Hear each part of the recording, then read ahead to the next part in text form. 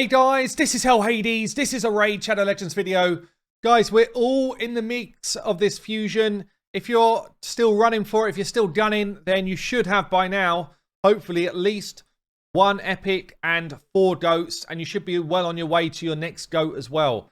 Those who got lucky and pulled in from shards, you'll be further ahead, but you know, we should be now about halfway through the fusion, and this weekend is kind of the big one. This weekend is basically what everyone is waiting to see. Is like, how many points is the epic going to be and how many points is the rare going to be in the summon rush?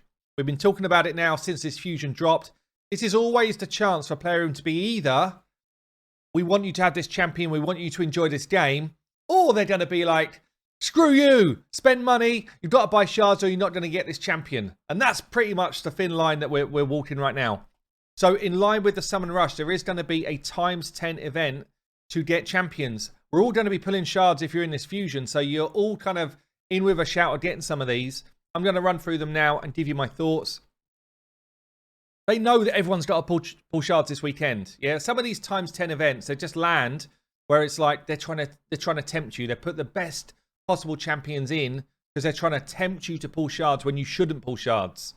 This time around, you've got to pull shards. So, you know, maybe that comes through in the quality of champion, but actually they're not as bad as I thought they could be. Let's run through them. First one up is going to be a Night Rev. It's going to be a miscreated monster. You know, me and Ash we've recorded a video where we talked about must level champions. A miscreated monster is in there as an epic that we feel should be kind of leveled out. Yeah, and still, if you are somebody who's in the mid game through towards the end game, miscreated monster is still one of the best spider champions in the game, mainly because of his A2. He puts out a phenomenal shield, and that shield will just stop you getting eaten up by those spiderlings. He's also got a stun chance on the shield as well. And then he's got a decreased defense stun, only really on mob type, like wave type content. Can't do anything against bosses with this. And he's got an ally protection and a heal, which then kind of ties into his passive where people that are under the ally protection get feared. I tell you what, he is an absolute freaking monster early to mid game in arena. It's very difficult to beat up in arena.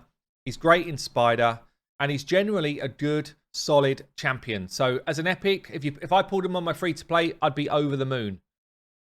I will say though, as soon as I get Helicath, like the shield part of his kit is therefore a bit redundant. The stuns are still good, but he kind of diminishes in my requirement to level to 60 once I've got Helicath. So just to kind of watch out there. Next one on the list is actually a top tier epic as well.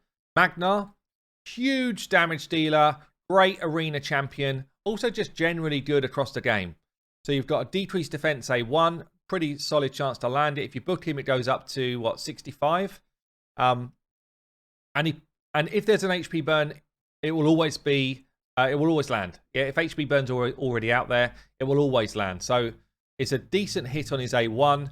His A2 though is where the pain starts to come in. People start to feel the punishment when he comes in with his A2. Basically, if there is not an HP burn there, he hits twice. And the 2 hits are as good as any HP based champion in the game in terms of damage. And because he's HP based, he's easy to keep alive because his damage is based on his survivability. So this is a really, really cool ability here. If though you place an HP burn first, you know, maybe you're trying to beat up Spider, he instead comes in with a stun chance, which is also useful in the right situation. So this ability is very cool. And his A3 attacks one enemy, 3-turn cooldown if you book it, will do a debuff spread on enemies that are under an HP burn. So again, it's all conditional about putting him with a burner. You either put him with a burner and he becomes like a utility champ, or you put him without a burner and he becomes a nuke. So very, very cool kit. I love this kit. He's also got a nice heal if people are burning on his passive here. He's got a defense in Doom Tower. Good base stats. He is a beast. He's a great epic. Okay, next one on the list. I've got her on my free-to-play. I'm using her. I 60'd her. I've got to say, she's been a bit more underwhelming than I would have liked. So she's got a chance to stun on her A1. It's okay. She's got a decreased defense on a 3-turn if you book it on her A2, which is good. There's also a bit of turn meter steal here if they're already under decreased defense, which is not bad as well. And then there is a turn meter drop here and a chance to stun on people that get their turn meters fully depleted. Now this feels like it never really happens for me. Yeah, so you're only dropping turn meter by 20%. So the chance of landing the stun is slim, and obviously you can't land stun on bosses, and it just feels like this A3 has been way more underwhelming than I hoped it would be. She's a good champion, but when I compare her to some of the other decreased defense epics that I've got out there, she would not be my first choice to level up. If I've got a Deek, if I've got a Stag Knight, if I've got a Tayrel, I probably would go for those over her based on using her for the last 2 months or so on the free-to-play. She's also got this here, fills the champion's turn meter by 10% every time an enemy is stunned. So you put her with a miscreated monster, and all of a sudden she's getting a load of turn meter fill, and she can actually run back to her A2 pretty damn quick. But if you don't have other stun champions in the team, this becomes a bit irrelevant, and then it's quite difficult to get the most out of her. And her base defense is super low, which makes her a little bit squishy. But yeah, I mean it. She's a good epic, but after playing with her for a while, I'm not as sold as I thought I would be. We've then got someone who has massively risen in the ranks, especially with Hydra being out there in a thing. He was already good before. Now he's kind of like, top tier epic really because of Hydra. So we've got an A1 that can provoke, Head of Decay, decent chance to provoke on an A1. We've got an A2, which is a slam dunk AoE. So it's an enemy max HP skill. Higher the enemy max HP, the harder it hits. As long as you build your crit rate up and your crit damage up. Also, a good chance to stun on this ability as well. Book it out. You've got a 60% stun, which is about as good as it gets for an epic champion for an AoE. So this is a great skill. His A3, honestly, I mean, it hits for an okay amount, but I never build for the A3. Nowadays, I actually turn the A3 off and run him in reflex gear so I get back to his A2 as quick as I can. Especially considering, the provoke's actually useful now. The A3 doesn't really bring a lot for me.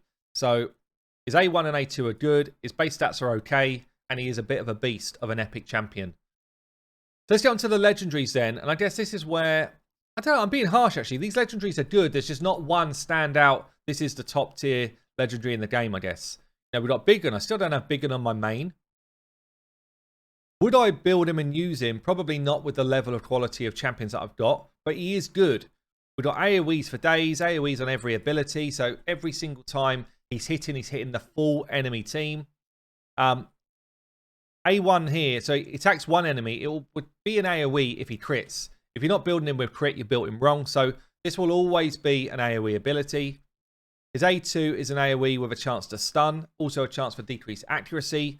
For wave-based content, stuff like Faction Wars, Doom Tower, this skill is so good on a 3-turn cooldown. If you book it out, you've got a 50% chance to stun the whole enemy team. And you're landing your decreased accuracy as well. Pretty damn solid. And then the A3 is a double hitter. Drops some turn meter. Puts decreased speed out there as well. I guess, this ability for Hydra, it's on a really long cooldown, to be honest, on a 5. Doesn't really bring a lot else for Hydra. I guess he brings decreased accuracy as well. But an AoE decreased speed is really strong in Hydra. So you might find him getting some use there. He's got accuracy in dungeons. Honestly, he probably just needs a little bit of a tweak from Raid. Like, this should be accuracy in all battles for him to really get some use in a lot more content. And, maybe there should be something like a decrease attack or some other debuff here, which is a bit more relevant now to Hydra, and then I think you'd get a lot more playtime. But Biggin, he hits hard, he does a lot of work. He's one of the few attack-based champions that can do solo nightmare campaign like 12-6. Takes quite a while to do it, but he can do it. So yeah, he's a bit of a beast. He's an arena champion really, who will come in and do some work in any wave-based content. Okay, next one up. It's going to be from the Sacred Order here. We've got Astralon. Was a fusion a while back now. Cool looking champion, this one. Look at this artwork. Whoever did this one, what a job you have done. Looks absolutely sweet. Really, really cool. Love it. So Astralon, he's got an A1 double hitter. Puts out drop defense, which is good. If he's got Countess Licks in the team as well. And by the way, these two pair up so well. Yeah, on any wave-based content, these two together rip it to shreds. So she will attack as well if she's on the same team. He has got an A2, which will ignore some of the nasty buffs. So it ignores increased defense, strengthen, ally protection. That's actually some pretty damn colossal stuff to ignore, by the way. Hits them, revives an ally, and puts a shield on them if he kills someone, which he probably should do if you built him right. And puts a shield on himself as well. It's a bit like Ultan. Ultan does something similar to this, but it's a bit of a nuke. And then this is his best skill. So you either build him full damage and he just one-shots people as your nuker here, or you put some accuracy in his kit, and basically he comes in, removes all buffs from a target that are under Veil or Perfect Veil. So it was kind of meant as a bit of an anti-Duchess, I think. Then puts Weaken on, then hits. Yeah, so this ability here is basically, I'm cleansing off all of your good stuff if you're under Veil or Perfect. I'm then weakening you, and then I'm going to slam you. If they've got decreased defense out as well, this is a one-shot without any problems. If you build him for a bit of control, like you can build him as a stun hitter against Spider, for example, and he will just AoE 100% chance stun everybody. And that is extremely rare. Even in Legendary Champions, to get 100% chance to stun is very, very rare. So this dude, this A3 is an absolute peach. But yeah, he is a hard hitter and a good champion. He's got this passive as well. Builds his turn meter every time an ally is hit. So he can try and cut in a little bit if your team is starting to take some damage. Decreases increase in damage by 25% if the attacker's attack is lower than his. And he's got a massive great attack. So it should be a straight 25% damage mitigation, which he needs because he's got a very low base defense. But very, very cool champion. And he looks sweet. We're on to the next one then. I mean, it's a bit of an underrated champion, I would say. Fu Shan.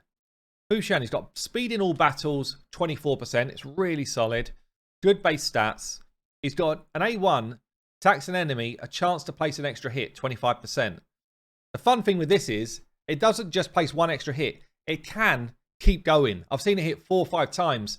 And this A1 smacks. It's a really hard hitting A1. So, on Clan Boss, you can just keep punching away. It's actually pretty damn fun. The A2 is his chance to stun. So if you haven't gathered it, these are all stunners. Double hitter. Each hit, a bit like Scylla the Drake. In fact, the same. Each hit, if you book him, 35% chance to stun. Hits pretty hard. It's good control. Free turn cooldown. It's a good ability.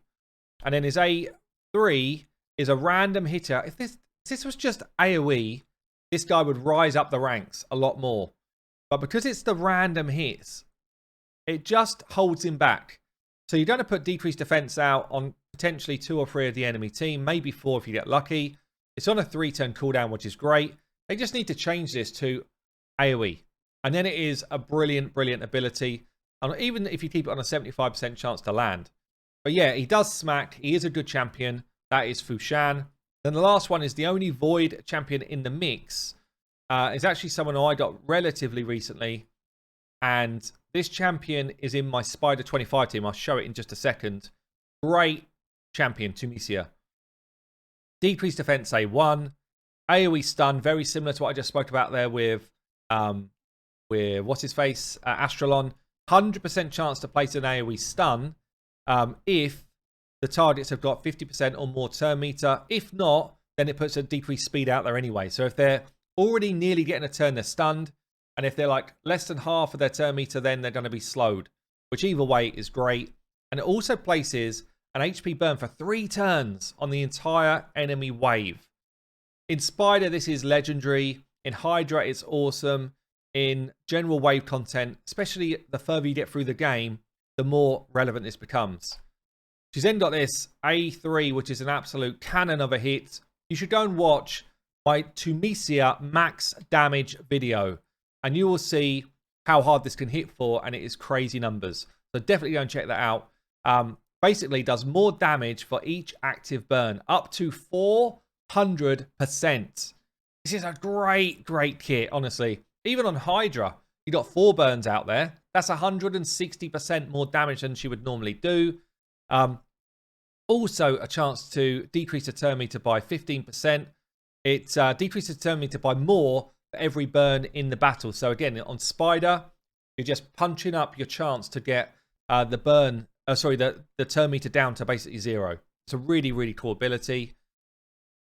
And then the passive here, whenever an ally receives a freeze, 50% chance of replacing it with a burn. So this is more like a Sorath or Ice Golem or maybe Arena type of passive. So it's just stopping your team from being out of the game. So it turns into a burn. It cannot be blocked or removed. Whenever an ally is under a burn, this champion is immune to basically any control. So it's a pretty cool, like, you know, pretty cool mechanic, honestly. It's fairly niche. Like, there's not many places where this kicks in, but when it does kick in, it's pretty cool.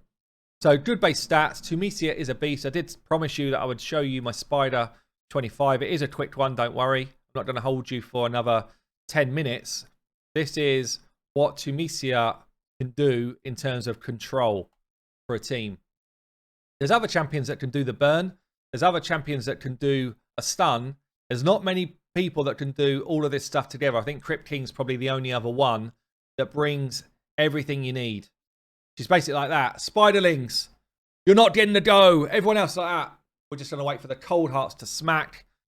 And basically, I just rotate through the abilities twice. And we get ourselves like a 20-odd second run. Who's doing the damage? Tumisia's doing the damage. 5.3 mil. And the Cold Hearts mop up. But there you go. That's this week's times 10. Good luck if you're still in the running for this fusion. It's a really important weekend. So, yeah, get your big boy pants on and see what you can get from these shards. I've been Hell Hades. I will see you later.